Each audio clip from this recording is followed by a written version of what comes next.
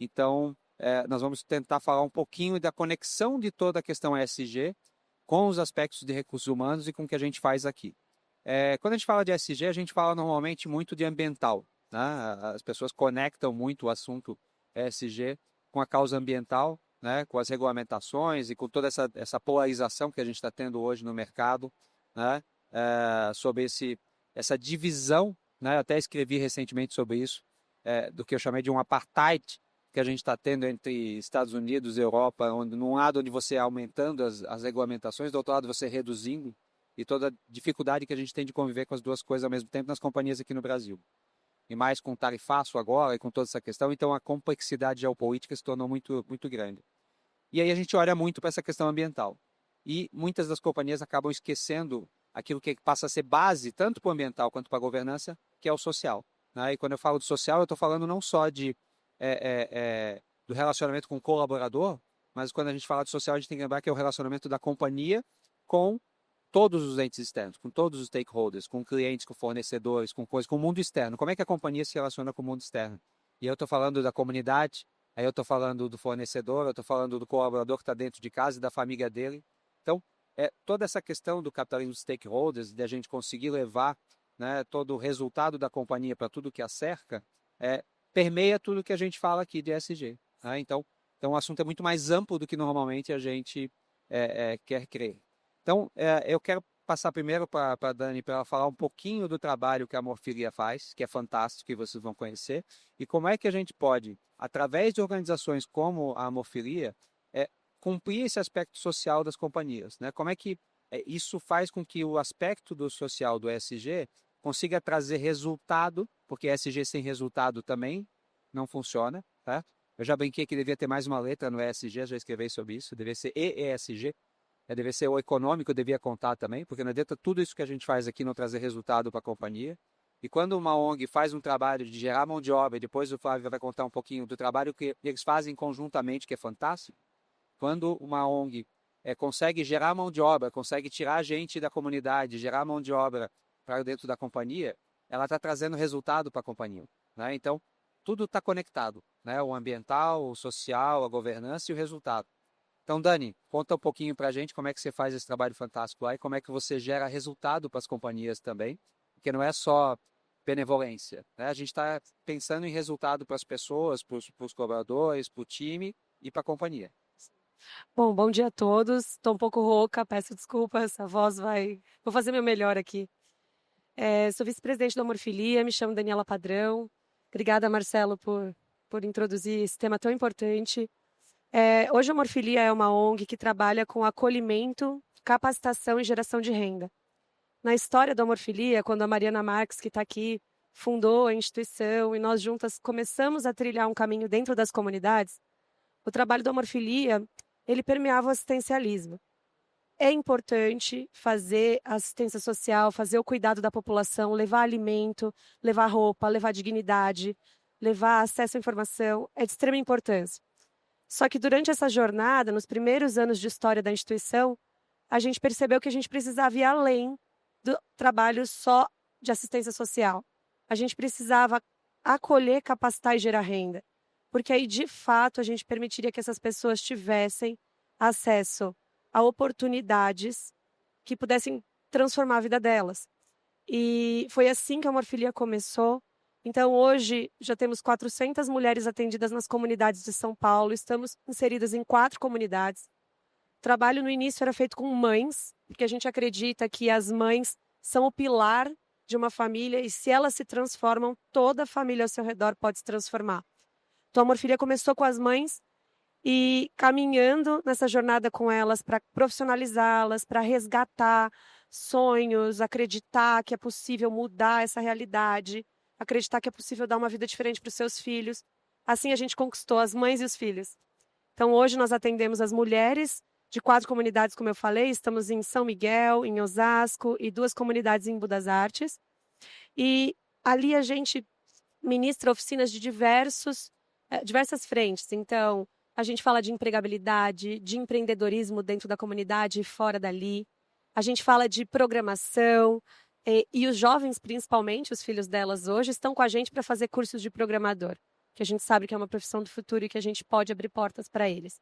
E é isso, o papel do Amorfilia hoje é principalmente se conectar com todas as pontas. A gente se conecta com o governo para estar ali dentro da comunidade, junto com os equipamentos públicos. Então, a gente tem apoio do SUS, apoio da Secretaria de Desenvolvimento do município. A gente se conecta com as empresas para levar a oportunidade. Então, que tipo de profissional a empresa busca? Será que a gente consegue desenvolver dentro da comunidade com as mulheres que estão lá buscando uma oportunidade de trabalho e os seus filhos? E a gente se conecta com as pessoas físicas e com todo mundo que quer participar para ser voluntário e ajudar nessa jornada de transformação.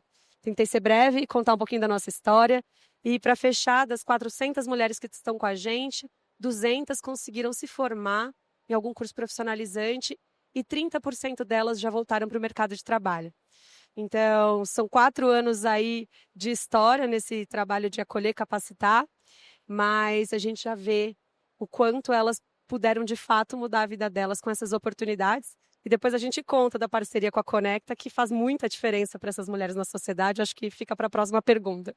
Não, Vamos lá. fantástico, Daniela. Parabéns pelo trabalho que vocês fazem. É fundamental para que a gente possa ajudar as empresas, né, e ajudar a comunidade a se desenvolver e ter mais resultado, etc. E no caso da Conecta, por exemplo, o Flávio tem hoje no Brasil 12 mil pessoas, né? Assim, então é um grande desafio, né, de conseguir cuidar dessas pessoas, fazer com que elas gerem resultado, fazer com que elas possam crescer, né, dentro da companhia e ajudar, né, todos os outros stakeholders a terem resultado. Conta um pouquinho para nós como é que você está trabalhando junto com a Conecta e como é que o RH dentro das companhias pode usar as organizações, né, como a Amofilia para conseguir obter mão de obra, para conseguir gerar resultado para a comunidade, para conseguir melhorar o entorno, né? Então, como é que vocês estão fazendo isso nessa parceria com a Conecta? Perfeito. Primeiramente, bom dia a todos. É um prazer imenso estar aqui com vocês, poder colaborar com um pouco da nossa experiência, agradecendo a Mário, Marcelo, enquanto Boom e Banner pelo convite. Uma honra imensa estar ao lado da Dani, que é uma parceiraça. Hoje, como a gente de recursos humanos gosta de falar, eu estou diretor de recursos humanos da Conecta no Brasil. Nós estamos situados no mundo em 26 países, tá? Então são cerca de 130 mil colaboradores no mundo.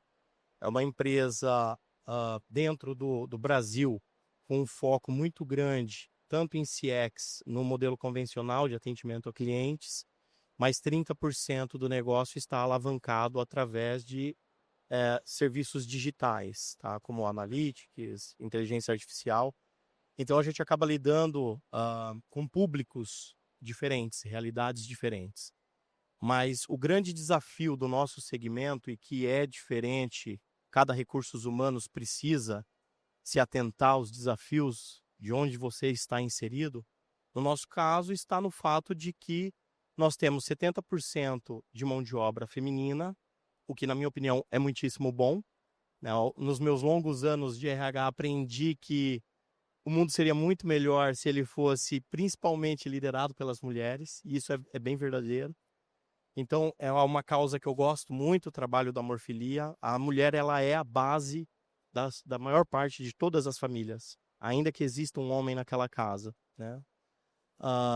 E a gente tem um público muito grande de classe D e E. Então, é muito desafiador você engajar as pessoas quando a gente fala de ambiental, de governança, o que a gente pode fazer, sendo que a gente ainda tem desafios tão básicos de necessidade desses nossos colaboradores para serem tratadas. E aí vem a diferença entre o trabalho da diversidade. No nosso segmento, ser diverso é muito fácil. É uma consequência, é natural. Agora, você ser inclusivo, aí é onde existe uma diferença imensa e que traz um resultado para a companhia. Como bem disse o Marcelo, o fator econômico ele nunca vai deixar de estar presente. Nós, enquanto recursos humanos, precisamos trabalhar os processos através das dinâmicas de pessoas, observando como a gente impulsiona os resultados da companhia. Essa é a realidade. Mas a gente não vai deixar sair do nosso coração aquilo que é fundamental para a área de recursos humanos. Mas como a gente transforma isso?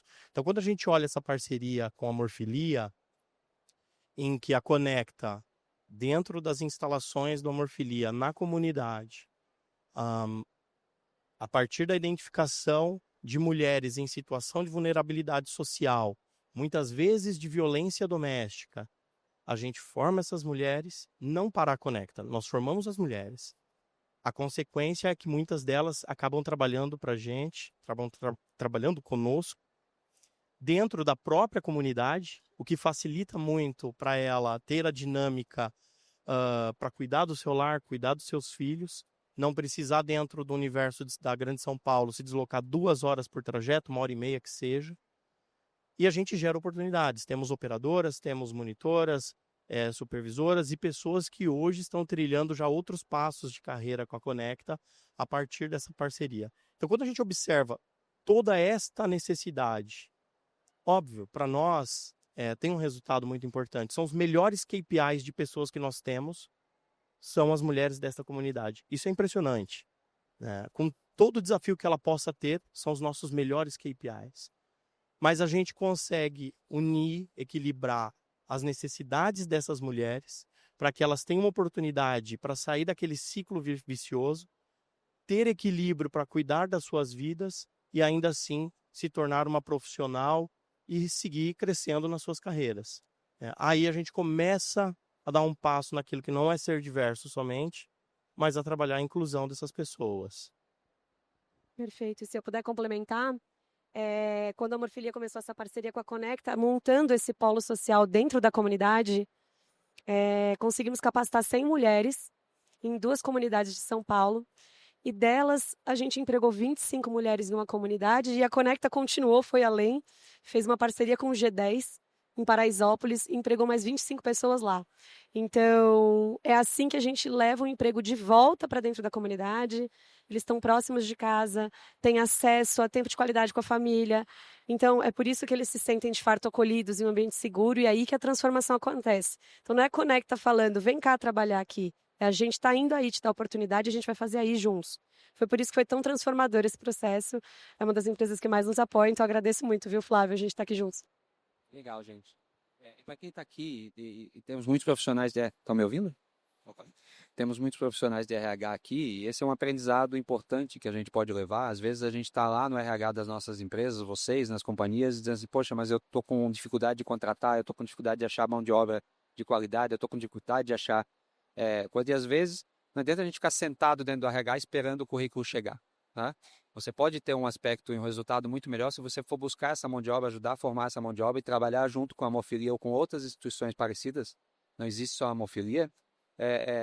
Para tentar buscar essa mão de obra, formar essa mão de obra e cumprir o papel social da companhia, né? Eu brinco muito com a questão do resultado, mas a questão do resultado é fundamental para que a companhia sobreviva e continue cumprindo o seu papel social, né? Porque se a empresa não tiver resultado, ela quebra e ela deixa de cumprir o seu papel social.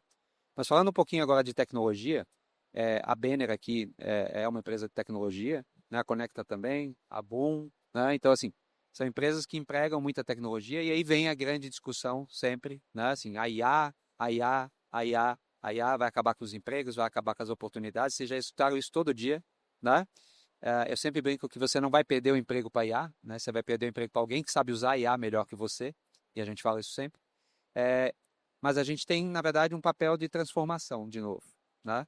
Assim como na Revolução Industrial, muita gente perdeu o emprego e depois se capacitou e coisa. Então, tem um papel social das companhias e tal, de como é que a gente prepara essa mão de obra para esse novo momento, né? A tecnologia ajuda muito hoje o RH, né? Aqui a gente hoje consegue fazer recrutamento, seleção de candidato, análise de currículo, descrição de vaga, sugestão de feedback, tudo com IA dentro do Benner. Mas tudo isso, às vezes, diminui, né, a necessidade de mão de obra dentro das companhias, que vai ter que ser alocada de outras formas. Como é que vocês hoje veem esse processo, e como é que vocês estão trabalhando isso dentro da Amorfilia ou dentro da Conecta, de entender que sim, nós vamos ter redução de vagas em algumas funções, né? As funções principalmente de mais hard skills, mais coisa, eu brinco isso bastante no G, né, que é onde eu atuo bastante, na governança, nos conselhos, e falo bastante sobre isso, que cada vez mais a parte técnica, a análise técnica, eu sou especialista em balanço, esquece, né? A IA vai traduzir exatamente o balanço, qual é o problema, onde está o problema. Cada vez mais a gente tem que trabalhar os soft skills, E eu vi um termo outro dia, melhor ainda, são os sutil skills, né? Os skills cada vez mais sutis, né? De relacionamento, de gestão de coisa, de gestão das pessoas, do cuidado com a saúde mental, etc. Então, olhando um pouco para esse viés da tecnologia, como é que vocês estão vendo isso do emprego da tecnologia e como é que vocês veem o nosso papel de transformar essa mão de obra que vai ser substituída pela IA para que ela tenha outros papéis dentro da companhia? Como é que vocês estão vendo isso hoje, Dani? Para a Morfilia, é um grande desafio falar dessa mudança, porque a gente está muitos passos atrás ainda, até de desenvolvimento dessa população. Então, as mulheres, hoje a gente mapeia os territórios, a gente faz um estudo que é o índice de vulnerabilidade social e a gente entende o grau de vulnerabilidade.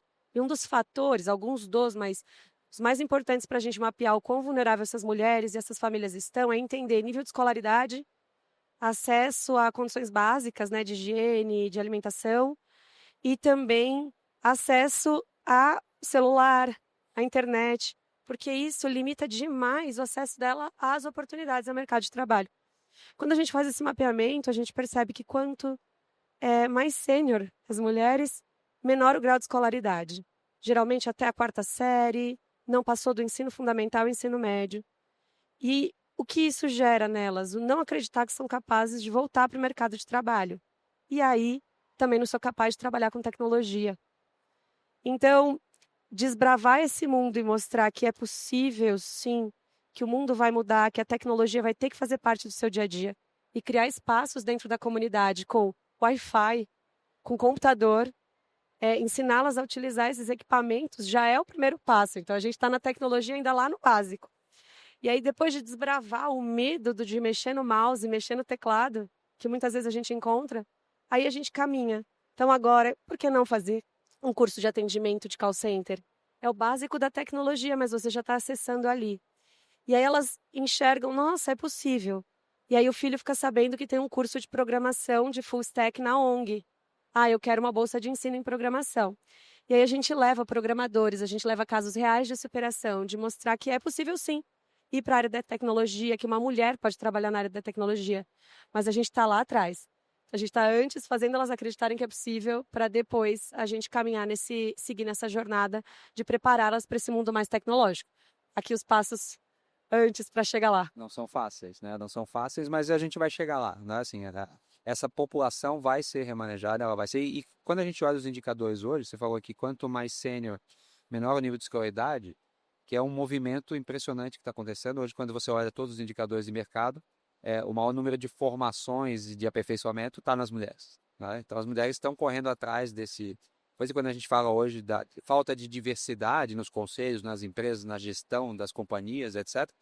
Na verdade, é um atraso é muito mais um atraso social do que efetivamente só uma questão de discriminação, né? As mulheres entraram depois na formação, mas hoje elas estão à frente. Então a gente vai ter essa mudança. E aí quando a gente começa a falar de cotas, como aconteceu agora semana passada, uma lei das estatais onde os conselhos vão ter que ter participação mínima dos. Eu já fui contra cotas. Mas hoje. Opa, estamos escutando aí? Sim. Hoje eu entendo que elas às vezes são necessárias só para acelerar o processo, né? Para acelerar o processo de. Você ligar para botar as coisas aqui. Para acelerar o processo. Pode deixar aí, pode deixar aí. Para acelerar o processo de conscientização e de diversidade. Então, esse gap educacional tá acabando, né? Então, a gente vai ter mais espaço para as mulheres e cada vez mais espaço em termos de gestão e de oportunidade para as companhias. E aí, Flávio, me fala um pouquinho lá na Conecta, como é que vocês enxergam isso também? Vocês estão também com essa migração de postos de trabalho lá? Quer dizer, a IA já está gerando esse movimento? E como é que vocês estão trabalhando para que você possa preservar esses Sim. empregos? Absolutamente. Eu acho que aqui a gente tocou em várias nuances que a gente poderia ficar horas conversando, né? Se deixar, a gente fica até a noite. Até que hora vocês têm, gente? Mas eu vou pegar em alguns tópicos que eu acho que eles são mais estruturantes. Eu concordo em absoluto quando a gente olha para a história e a gente vê que o trabalho ele não deixa de existir a partir das evoluções das revoluções, ele se transforma. Esse é um primeiro passo, a gente precisa encarar as mudanças de gerações, as evoluções e as revoluções tecnológicas, como tivemos industriais, agora de inteligência artificial, não como algo para nos assustar, mas como algo para a gente compreender e entender como impulsionar. A gente estava até conversando um pouco antes, e aí eu já vou entrar em outro aspecto, etarismo e etc. Existe uma dificuldade em relação à formação de pessoas de uma certa faixa etária, acima de 40, 50 anos, por todos os pontos que a Dani bem colocou. Da mesma maneira, existe o estereótipo inverso, né? Quem aqui nunca falou, gente, essa nova geração, para você engajar para trabalhar é difícil, né? Nós, como recursos humanos e tal. Mas será mesmo? Será mesmo? Porque as gerações mudaram por propósitos e elas trouxeram avanços. Eu sou muito otimista em relação a tudo isso. Quando eu olho o histórico da humanidade, eu vejo que existe geração em cima de geração uma evolução na busca da essência do ser humano, daquilo que realmente deve ser importante ao ser humano, da qualidade de vida e etc, etc. Eu posso ser um inocente, mas eu prefiro enxergar assim. E a mesma coisa acontece com o trabalho. Então, se cria um primeiro vale, se cria um primeiro gap. Como o Marcelo colocou, o papel dos recursos humanos aqui é entender como acelerar a formação dos grupos para a gente alavancar o resultado das nossas empresas para superar estes gaps. Quem não fizer isso, a empresa do lado está fazendo, vai ficar para trás. Então, e aí o emprego da tecnologia ele vem das mais diversas maneiras. Vou falar de questões muito práticas. Tá? Hoje, no RH da Conecta, todo relacionamento, veja, não estou falando de atendimento, eu estou falando de relacionamento, né? São coisas muito diferentes. Anos atrás eu pedi para um fornecedor meu, eu falei, eu preciso que a nossa solução, fornecedor de tecnologia, alcance o trabalho do relacionamento do RH a partir da tecnologia. Hoje na Conecta nós temos apenas 2% dos acionamentos de relacionamento dos nossos colaboradores derivando para um humano. 2%. É um volume assustador. E o que a gente fez? A mão de obra que estava ali na ponta, ela deixou de existir? Não, a gente tem que fazer curadoria constante disso daí. Né? Então, inclusive a Silmara, a nossa superintendente, é responsável por todo esse projeto. A gente não deixa de trabalhar a manutenção de tudo isso. Porque eu preciso observar o que está acontecendo numa primeira camada de um bot que seja, algo que é mais simples, até mesmo na interação da inteligência artificial, que inclusive, nesse caso, ela é da própria Conecta. É um trabalho que a Conecta faz para os seus clientes. No começo era assustador, a gente via as conversas dos nossos colaboradores com a IA, você não identifica que é uma inteligência artificial que está ali fazendo aquela interação. E você vem fazendo a curadoria. Qual é o nosso desafio? Transformar naquela nossa mão de obra que estava puramente no balcão de cada unidade da companhia em se transformar cada vez mais no business partner. Cada vez mais olhar para os KPIs da companhia, olhar para os KPIs daquela unidade em que ela está localizada, acompanhar esses KPIs junto com a liderança de operações, ou seja lá o que for que a gente tiver naquela unidade, para ajudar, entendendo quais são as ferramentas que nós temos dentro dos processos de recursos humanos, como impulsionar uma melhora de um turnover, como melhorar impulsionar a melhora de um absenteísmo, como entender focos de problemas que nós podemos ter no trato da diversidade, de denúncias e etc, etc, etc. Porque no fim do dia, cada pessoa que sai, ou como diz a nossa CEO, e eu acho a frase dela muito legal, cada pessoa que nos demite custa pelo menos $500 para a companhia. E eu estou falando de salários muito baixos. É um dinheiro muito grande, né, para um volume de rotatividade que o nosso segmento tem. Então, quanto mais eu transformo a mão de obra dos recursos humanos, de gente de gestão, de pessoas e etc, etc, no fim do dia é o objetivo que importa. Quanto mais eu transformo essa mão de obra no meu parceiro de negócio ali e não focar no dia a dia de um atendimento de balcão, mais resultado eu vou impulsionar para a companhia, mais eu vou conseguir correlacionar esses fatores e demonstrar para a companhia a importância de seguir investindo nesse caminho. Outra coisa, outro exemplo muito prático e prometo que eu vou parar nesse. Vou dar mais dois, só mais dois. A gente começou um trabalho e ele vem conectado à questão do ambiental também, para a gente reduzir cada vez mais a necessidade de deslocamento dos colaboradores que nós contratamos. Apesar de todas as dificuldades de contratação que nós temos num polo como o de São Paulo, por exemplo. Temos outros polos que a gente tem muita facilidade, mas aqui é muito difícil. Mas isso não deixa de ser importante, porque, de novo, eu tenho uma dificuldade inicial em fazer todo esse trabalho a partir de tecnologia que me aponta melhor qualidade de deslocamento de cada candidato que está chegando para mim, para cada unidade. Isso se reverte numa qualidade de vida melhor para esse colaborador, consequentemente, uma satisfação interna maior. A gente percebe a redução do turnover de forma imediata. E, de novo, isso é dinheiro na veia da companhia, é um retroinvestimento que a gente consegue fazer para seguir avançando nisso. Se eu tenho mais dificuldade para contratar, mas se eu reduzo o turnover, eu preciso contratar menos gente.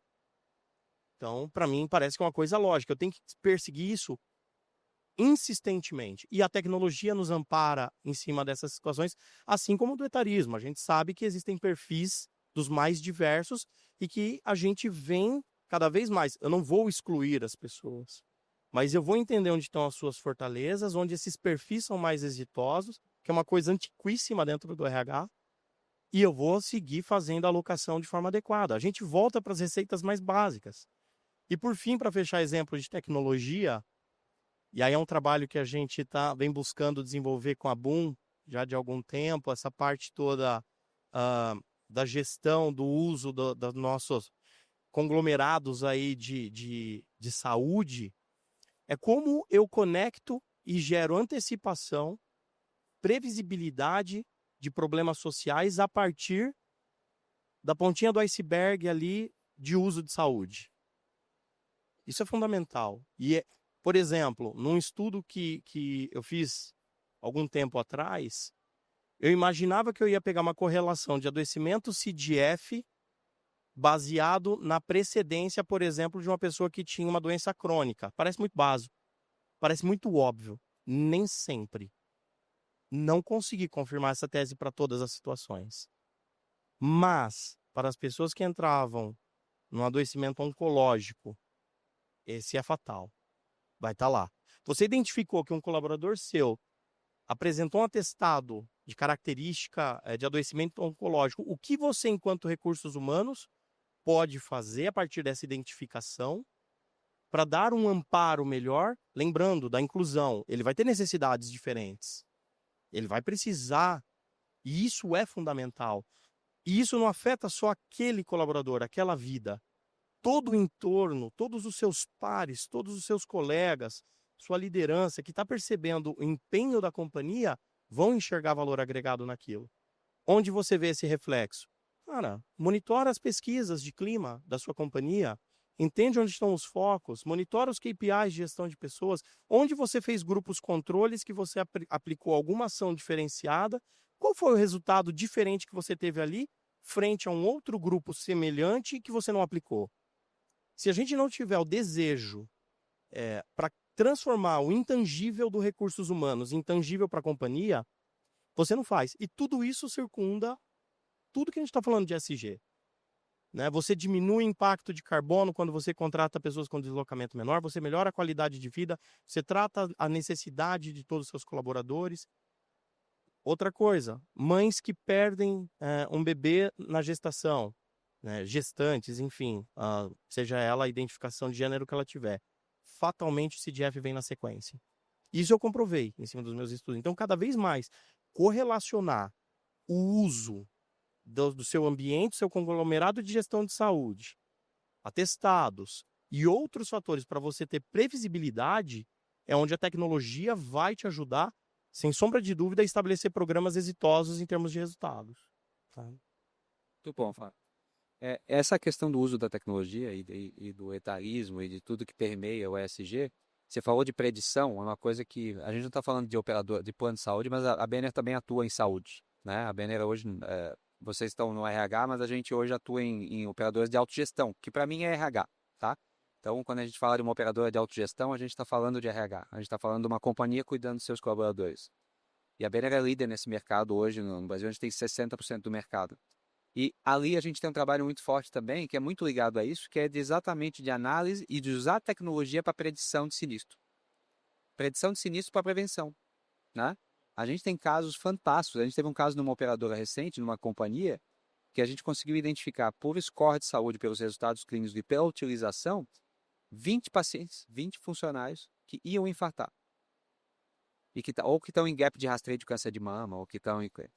E o que a gente fez? A gente trouxe esses pacientes para dentro, a gente fez um tratamento eletivo, né? A gente contratou uma clínica, fez um cateterismo em todo mundo, stent em todo mundo, pagou R$ 20.000 e resolveu o problema. E esses funcionários iam infartar, iam parar numa CTI, iam ficar com sequela, iam talvez falecer, né? Gerando um puta problema social para a companhia, um puta problema social, né? Quando você tem isso dentro da coisa. Então, dá para usar a tecnologia, né, para melhorar esse aspecto social e para melhorar o impacto econômico para a companhia. Porque quando você perde esse colaborador, você tem um puta gasto de recolocação, etc. A gente sabe de todos os impactos que isso gera. Então, dá para a gente usar a tecnologia, certo? De software, e a própria IA para inclusão, certo? Faça um exercício, pegue aquela sua vovó, que é avessa a tecnologia e diz que nunca vai tocar no computador, certo? E bote ela na frente de um chat GPT por voz. E diz para ela bater um papo. Para ela perguntar de crochê. Eu fiz isso com a minha avó.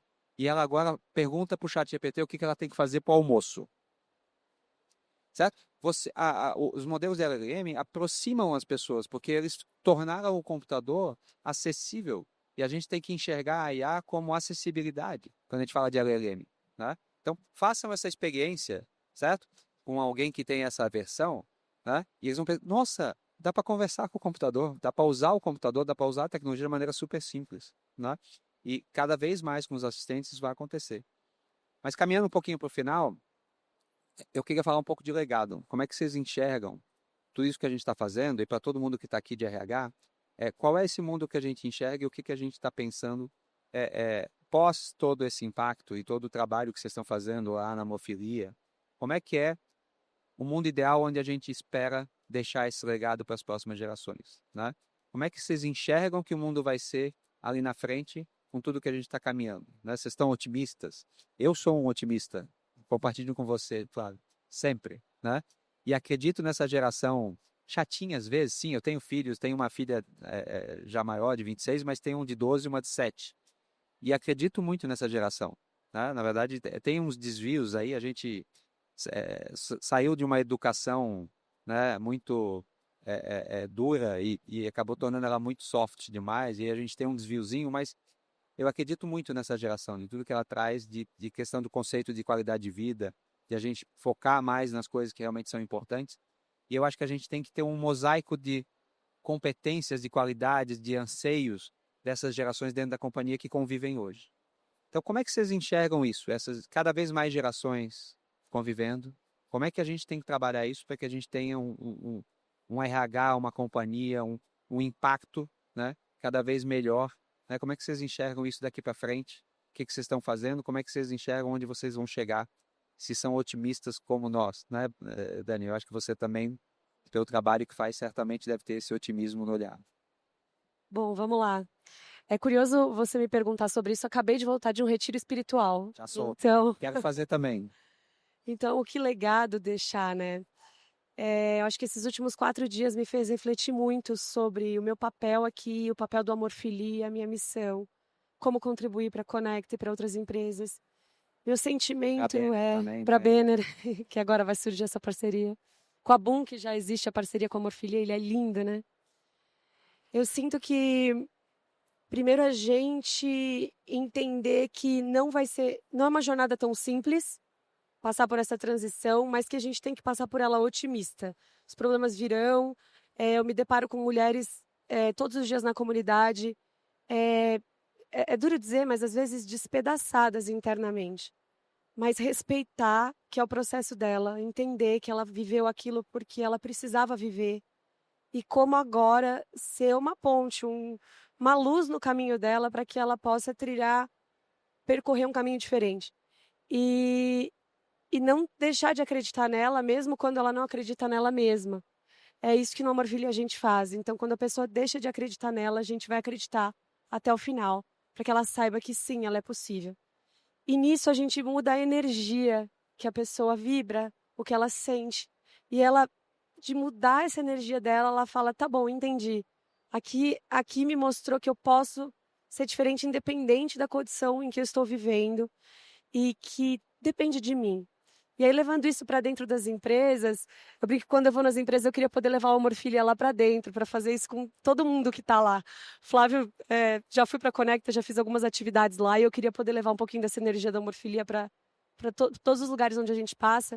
Mas aí, pensando para o RH, eu acho que nós que cuidamos e desenvolvemos pessoas e lidamos com pessoas e queremos o melhor do ser humano, a gente seguir acreditando e não desistir, porque bate na porta, é da nossa história, bate na porta indicadores, números, resultado, metas, KPIs, dados. A gente respeitar que isso é importante, a gente tem que olhar para isso, mas não deixar de olhar para o sutil, sabe?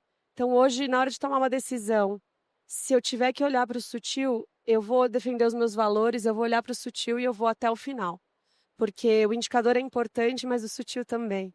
E se não tem respeito naquela parceria com uma empresa que chega para a Amorfilia, se não tem o respeito com aquela mulher numa parceria que chega para a Amorfilia, eu não preciso que a Amorfilia tenha 200 empresas e 100 mil mulheres se eu não estiver fazendo o melhor por cada uma delas. Então, respeito o sutil, o momento em que elas estão, porque vai acontecer, de um jeito ou de outro vai.